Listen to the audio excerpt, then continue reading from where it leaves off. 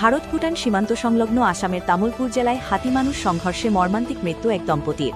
গতকাল রাতে তামুলপুর জেলার এনসি আঙারকাটার নববস্তি এলাকায় বন্য হাতি আক্রমণে প্রাণ হারান দুজন। নিহতদের নাম মঙ্গলচরণ, বয়স 52 বছর, এবং পার্বতী টুডু, বয়স 46 বছর। হাতির তাণ্ডবে সম্পূর্ণ ভেঙে পড়ে ওই দম্পতির বসতঘর। খবর পেয়ে ঘটনাস্থলে পৌঁছায় পুলিশ ও বন দফতরের কর্মীরা। এই ঘটনার পর গোটা এলাকা জুড়ে চরম আতঙ্ক ছড়িয়েছে স্থানীয় বাসিন্দাদের মধ্যে।